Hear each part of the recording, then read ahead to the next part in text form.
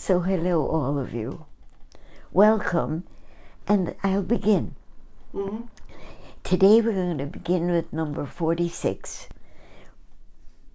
64. Well, you know, when I began, I did something terrible.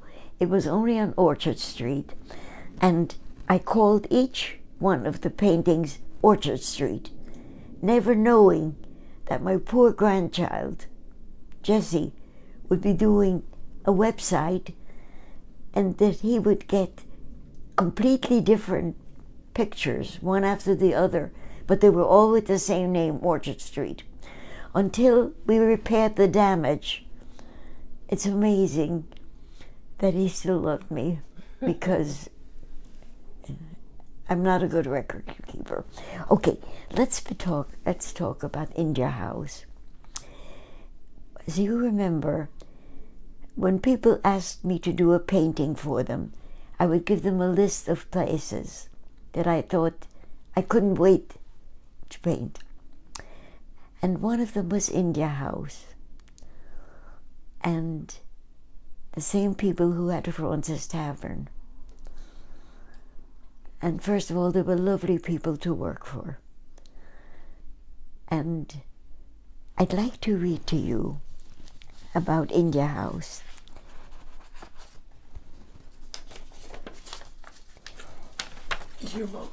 I've got another one here. That's shorter. This is the full one.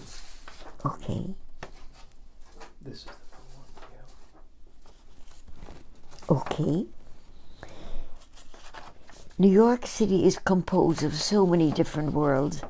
Each neighborhood has its own characteristics, and so much of what brings people there is their wealth or their lack of it.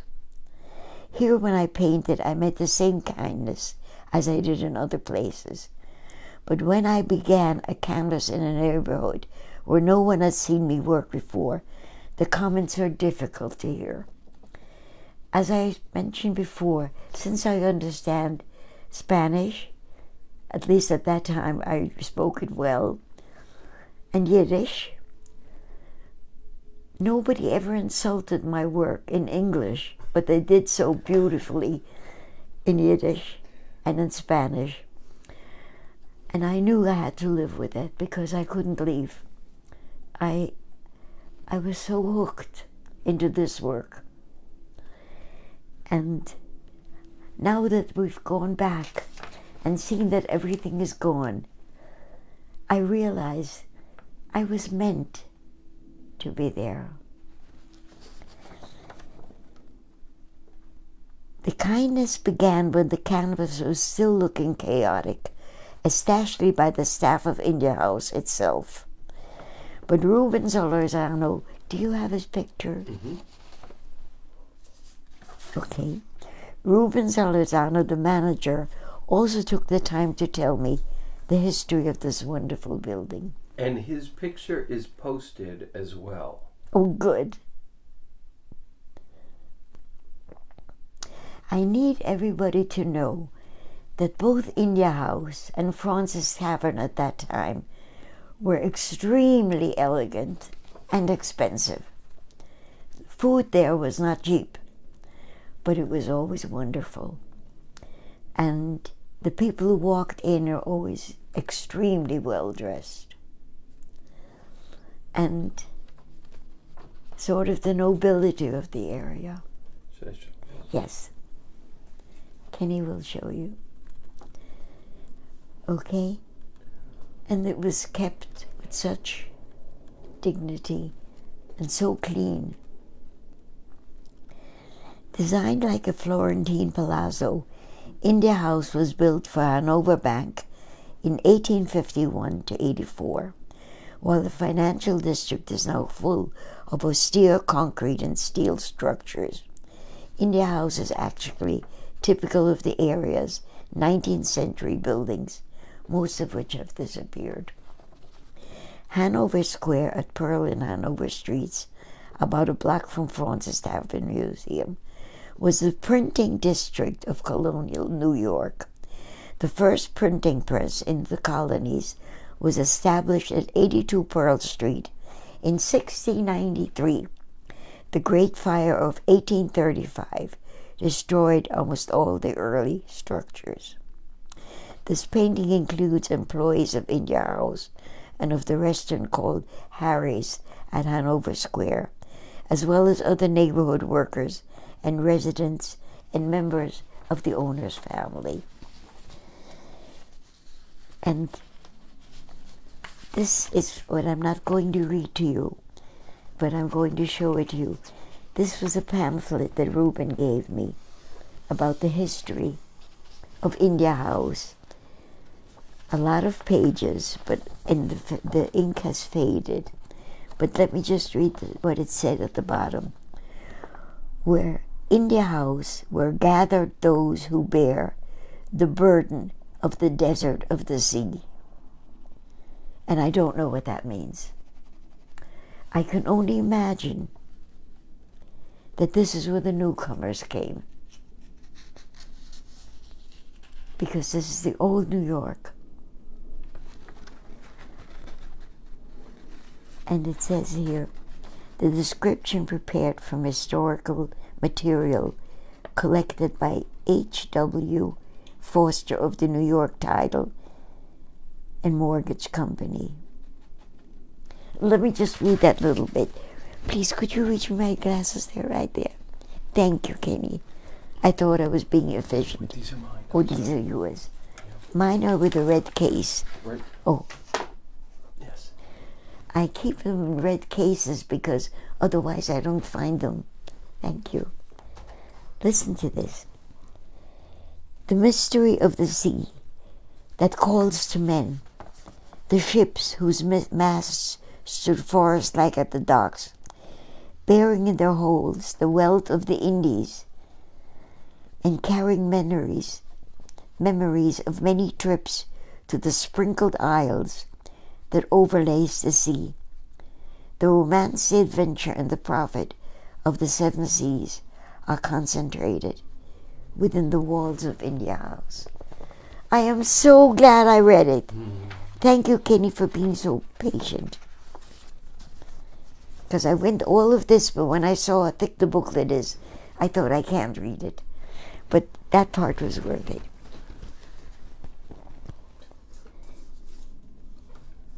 Are you going to show India House? Yes. Okay. Yes. So this is India House. India House. And do we have where I began? Back then. Yes.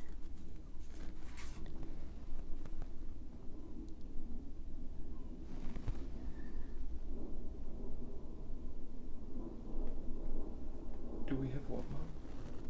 And this is the painting I showed it in detail. that you showed, okay. Do you want to show this? Do you want to show this one? Yes, how I began, yes. This is the beginning, so that you get an idea of how I begin. First, I make sure the building takes place. And when that's done, then I begin to have fun. And when you are in the street painting, people will say, will you put me in? And so all the people who are in there posed for me. I miss that so much now that I don't drive, and also I don't have the energy to sit there for hours on end. I miss it, but I have the memories, and because of that I'm going to switch over to something else. This is one of the people I painted in there. His name was Sam Fleischer, and he's from the Lower East Side. But I put him there anyway, because I wanted him to be remembered. He worked with the elderly. He was once a boxer. And I met all these amazing human beings because I sat on a street corner. He donated second-hand walkers and crutches and braces to disabled men, women, and children. So he's in the painting but he's in my heart.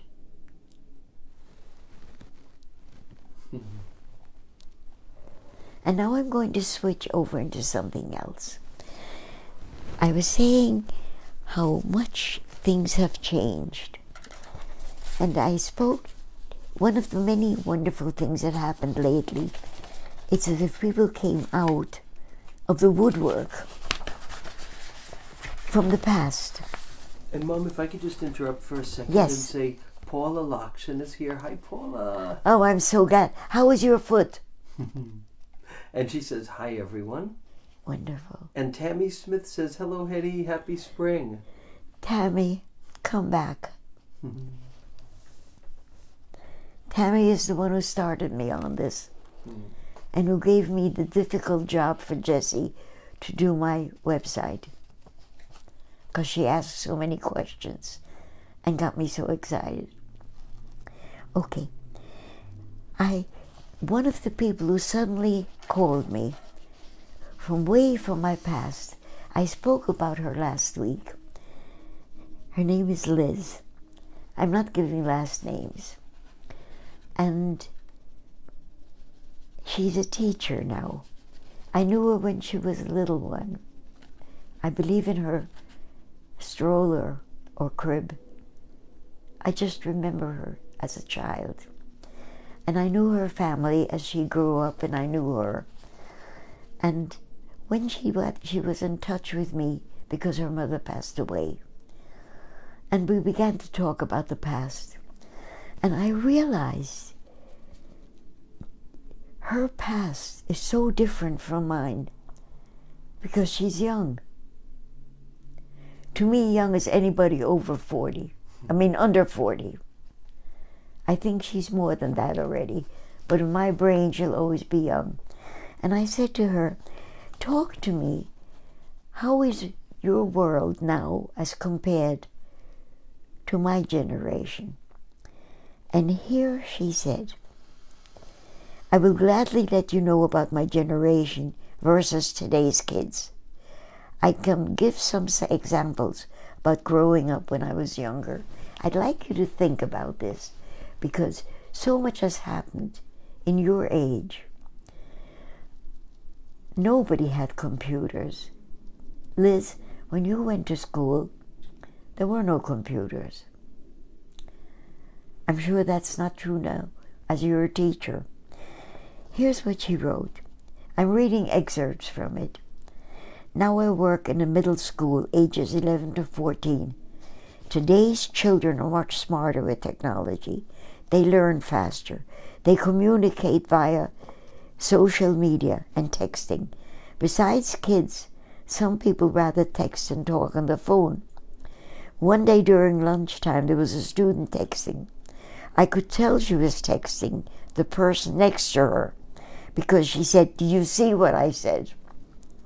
To make a point, I asked her, "Who are you texting?" She said, "Her, the girl sitting next to me." She said, "Yes." I asked, "Then why don't you just talk? She's right here."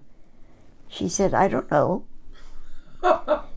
Since children were so busy using their cell phones instead of eating lunch, there was no technology rule put in place. And then she says what I've always felt. I hate texting because I can't tell how a person feels.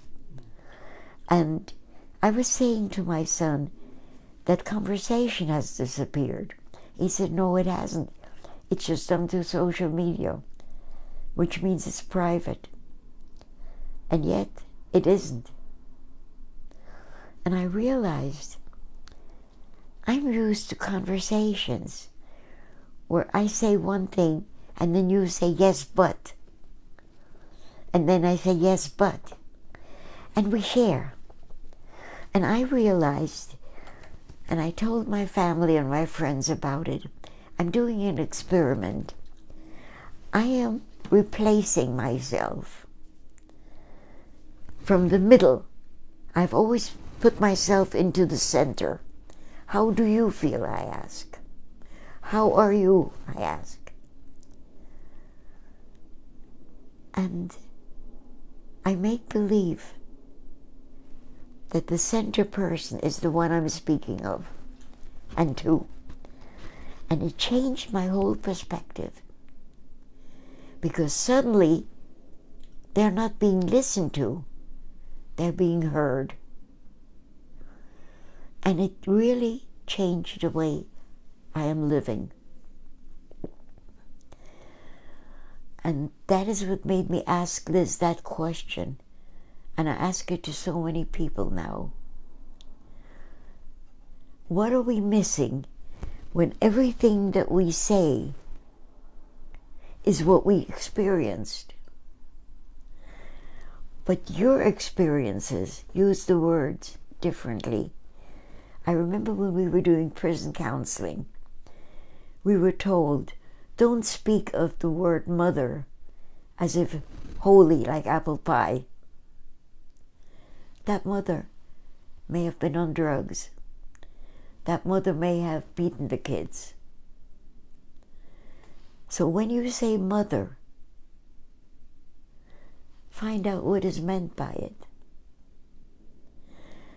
People want to be asked, tell me what you think. But then listen. Greg, Kenny's husband, my son, once said to me, but when you ask somebody, listen. Really listen. Don't interpret. Ask. And out of it came a different world for me.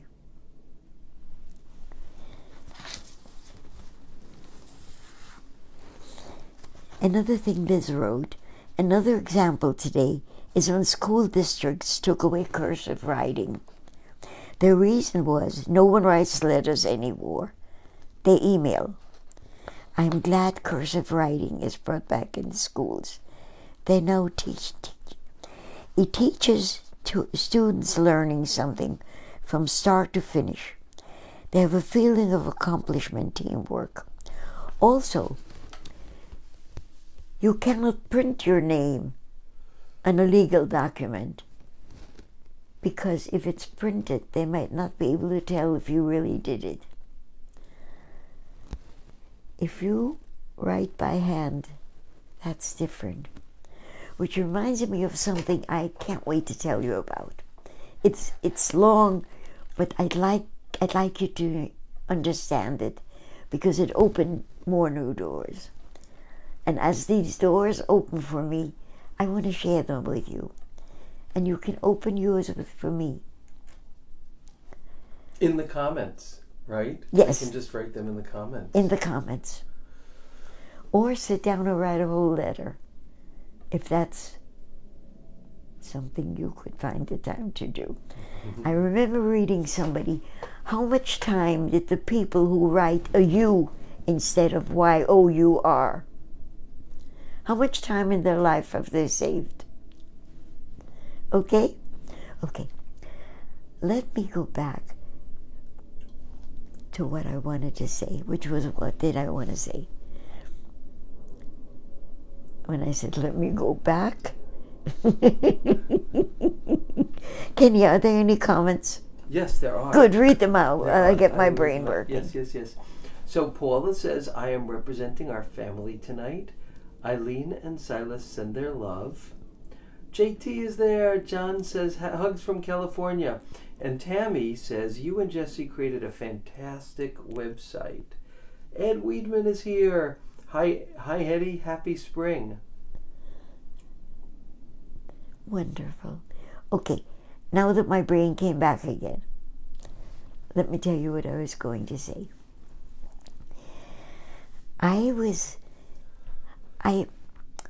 When I was 8 years old, I decided I would have to change the world because Hitler came and I couldn't believe that people would hurt people if they knew them.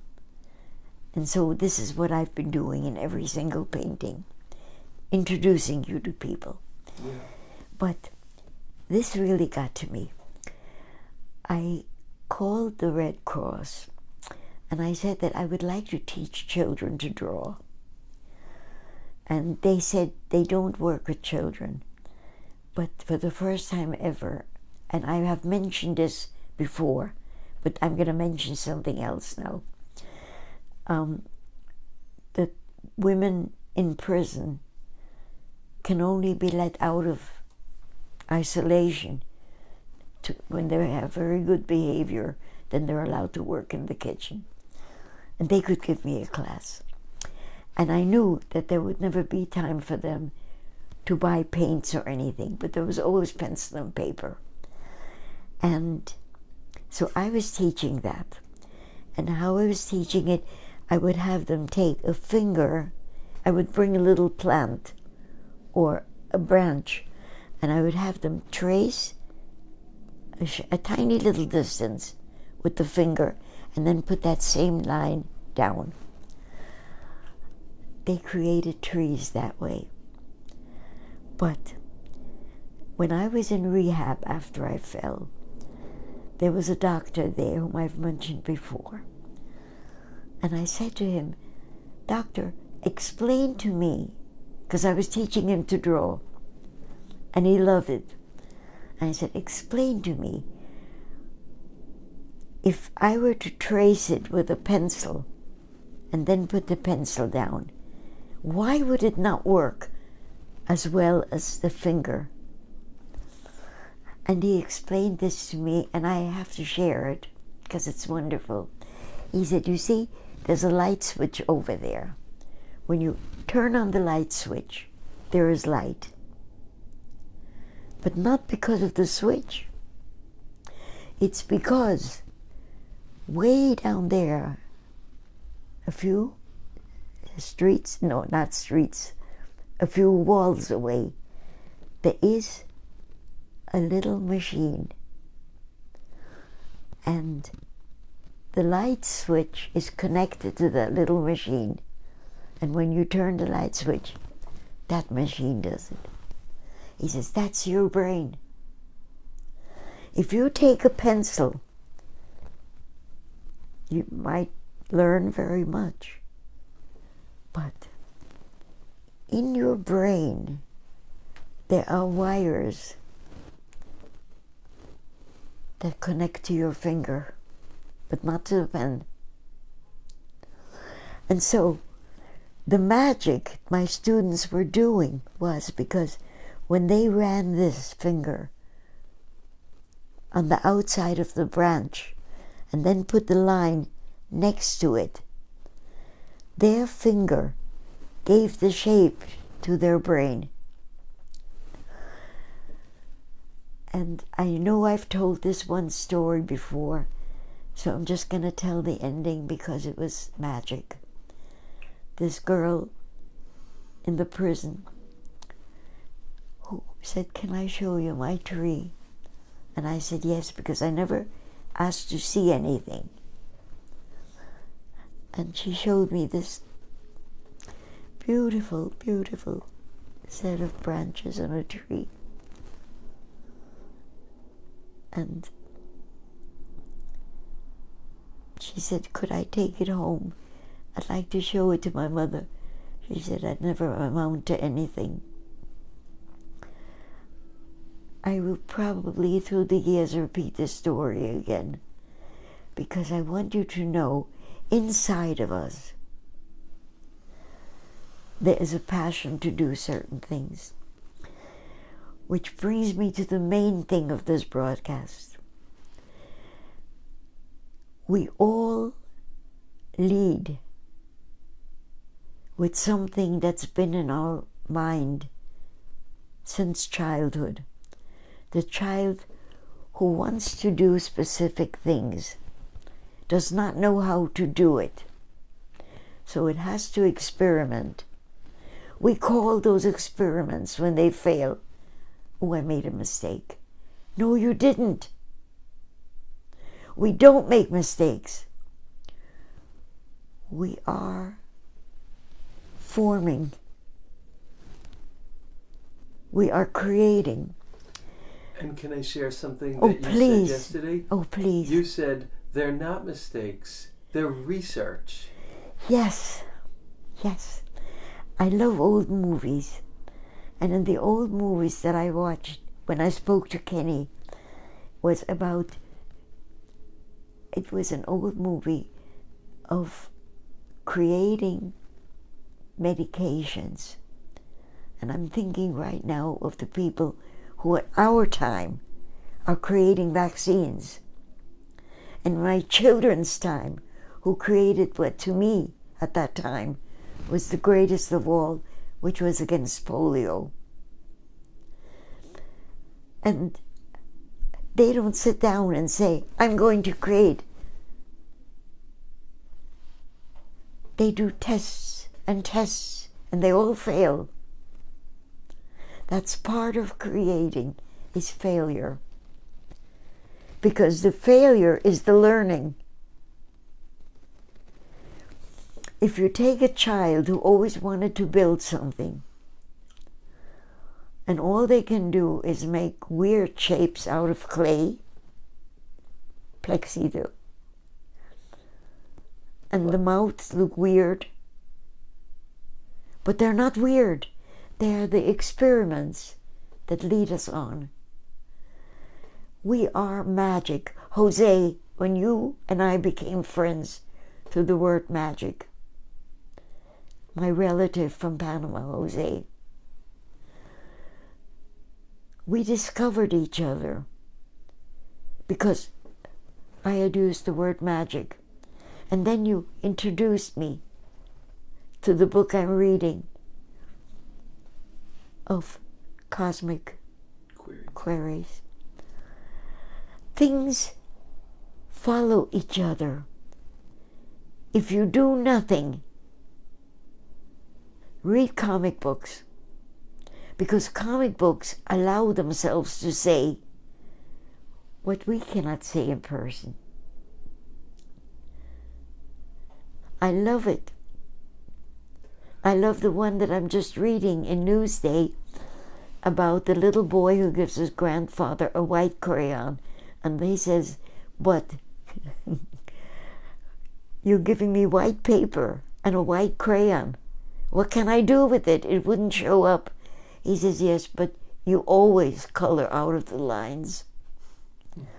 How can you say that except in a comic strip?